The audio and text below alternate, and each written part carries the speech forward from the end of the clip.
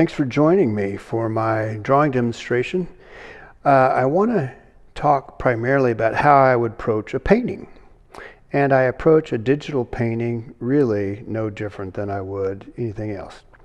I started primarily as a way to give me a nice background. What I've done here digitally is borrow from one of my old canvases I had laying around that I had started priming and prepping and just never got around to using. Was about to throw it out when I thought it would make a great texture as a background for a digital painting. I did do a little manipulation. I expanded it, I grabbed it, I stretched it in 4 different corners, I erased some of it, put it back together, and this is what you saw as my background to start with. It helps really, I think, interject the believability that this digital painting is a true painting in oil on canvas. Right now I'm just laying in the darks. As I would in oil painting, I tend to work from dark to light. I give myself a very rough drawing, primarily for placement of the primary aspects of the drawing, the foundations where the eyes in relationship to the nose and the mouth, things like that, getting my proportions correct. As you saw, I was quickly able to resize the drawing, something that I'm not able to do so clearly in traditional medium. I have astounded many of my students when they have watched me start drawing on a canvas with paint and see that maybe my placement was not correct and dip my rag into a turpentine or mineral spirits solution and just wipe away all the drawing that they just saw me do before them. If it's not right, it's not right. It has to be fixed. Digitally, I can literally, as long as I paint on a separate layer, I can grab that drawing, I can transform the drawing, I can shrink it, resize it, or stretch it if need be, place it on the canvas in a different, or the format in a different place, and it takes minutes, where it may have taken me hours to redo all the work that I had done previously. Then, just like in oils, I'm working from the ground up. When I teach digital painting, I teach digital drawing, if especially you are trying to emulate what looks like a traditional medium. Digital brushes are not real brushes. They don't really mix paint in the way that oil paint or watercolor or acrylics mix paint.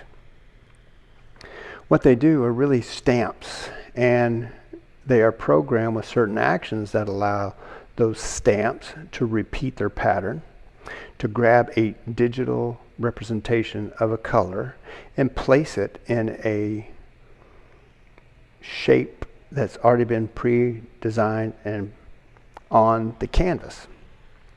Some brushes are also programmed to allow you to smudge or move slightly those digital pixels around on the canvas, emulating what looks like the blending of oil.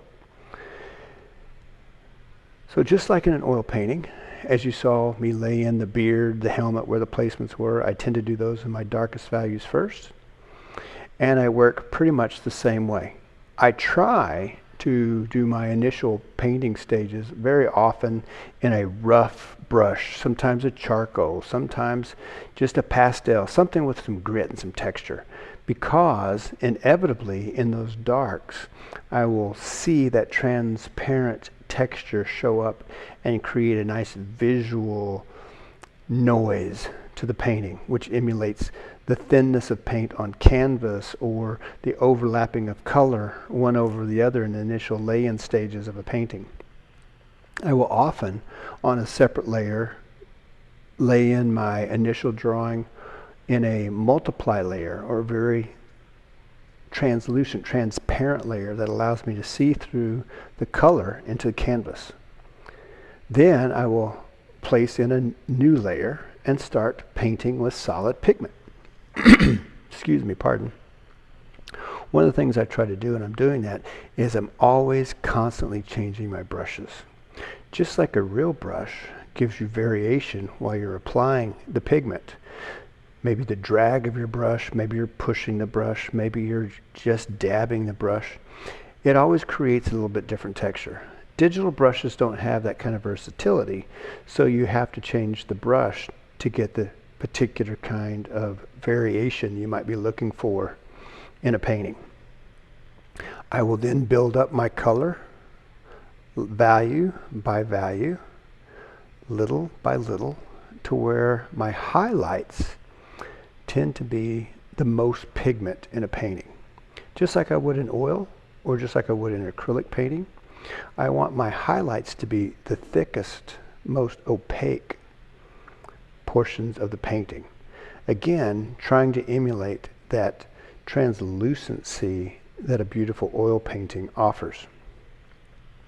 I'm just taking a break here, probably doing something like answering an email while I'm working on this. Overall, this particular painting was painted in an evening, probably about 2 hours. That's the length of a movie. So that shows you what I was probably working on or doing while I was working on this demonstration. Also, one of the things I'll do when I'm working on a painting is change my brushes from a painting brush, maybe it's a drawing brush, to an oil painting smudging brush. Just like I would in oil paint, I try to soften unimportant edges or transitions so that I can create, again, that visual interest in what is there and what is not there.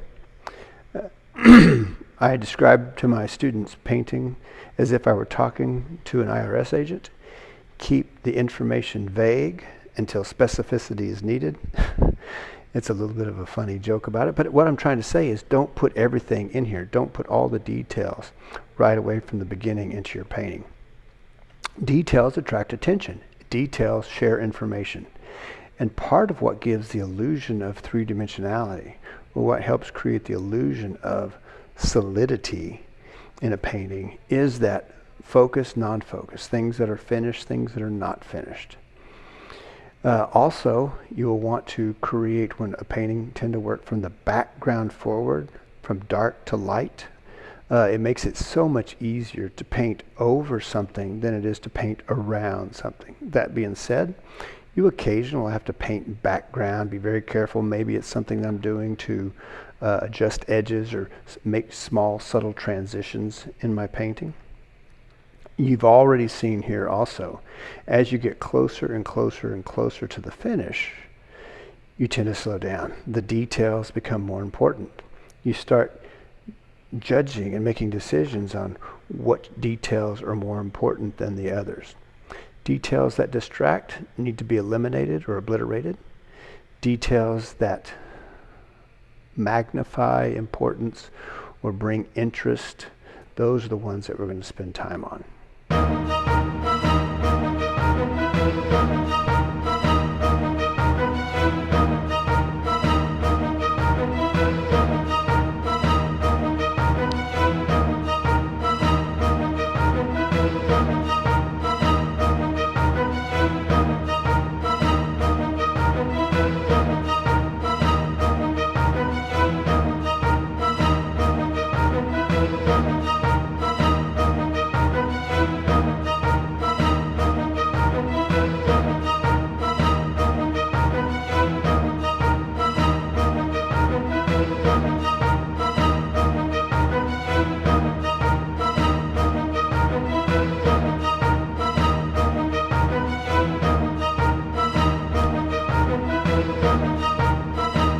One of the things I've also concentrated on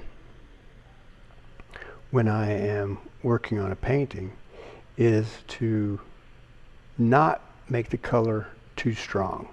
Too strong a color, too high intense a color tends to look unrealistic. If we really observe nature, we'll notice that there are punches of strong color.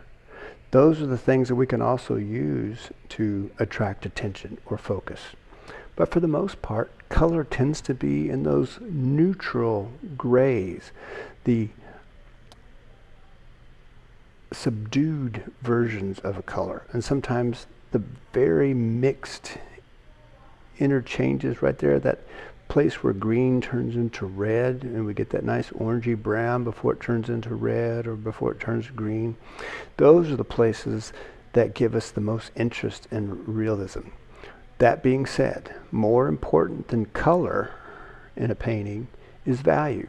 Value is the part of the drawing or painting that makes that illusory kind of magic happen.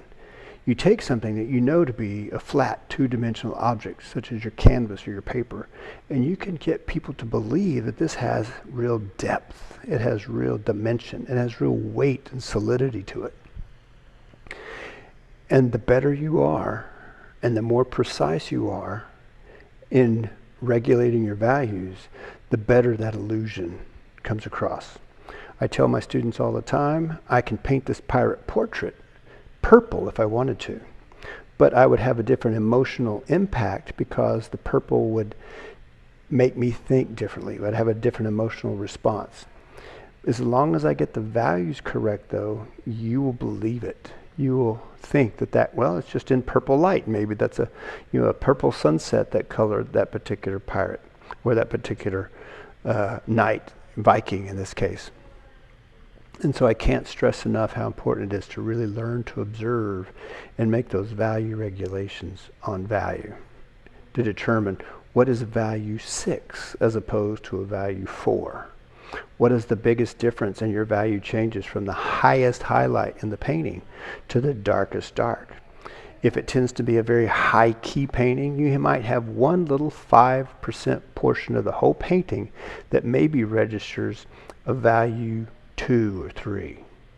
And then the predominant aspect of the painting or drawing might be a fairly high key. Maybe it's in the 5-6 range with another 30% in the 8-9 range, a very high value. Very high, as if it were bright daylight. We're looking at a sky, or we're looking at a landscape that's lit by the sun. The darkest dark in that painting will still be fairly light because the light source is so strong and all of the blue light around it at the same time here. Now you can see me starting to come in closer to the finish, more detail, more attention to interest, making adjustments in regards to composition, what's going to look interesting, softening edges, and you just kind of follow through.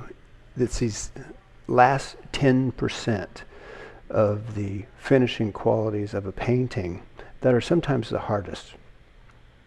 I often tease with my students, saying it takes 2 people to paint a picture, one to paint it and one to tell you when to stop.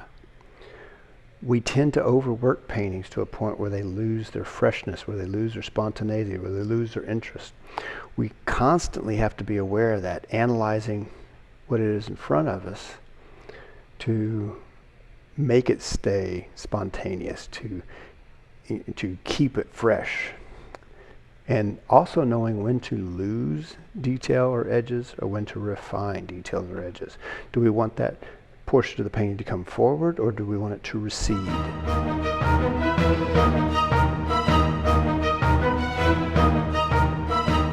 Again, as you can see, I continue to change my brushes.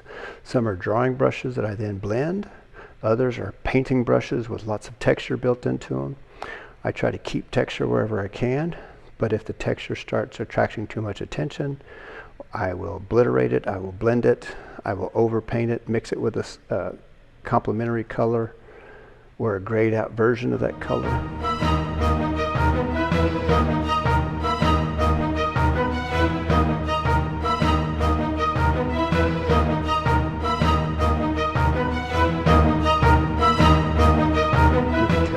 Really slowing down here, softening the edges in those beard, giving a little bit more of that hair quality. One of the things you'll notice is that I didn't paint every single hair in his helmet decoration or in his beard. I pick up a few details, a few prominent hairs that help define the hairness. Also, when it came to painting all of that texture in the helmet, it's just brush texture. What you see me doing now is putting on another layer. As if this were a finished painting, I would glaze it with very thin, transparent layers of color for shadow, or leaning a color one way or the other. And that's exactly what I'm doing here in this digital painting. I've added a new layer on top of my painting layers, and in a overlay layer with thin, very low opacity, I'm adding hints of pink for the cheeks, hints of yellow, a little gray or blue here in places to deepen the shadows, all to make it look a little richer, a little more real, to give it some of that gritty texture that skin and metal have in the reflections and deepening of shadows.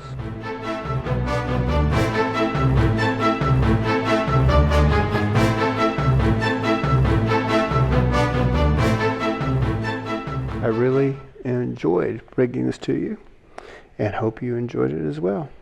Can't wait to see your masterpieces.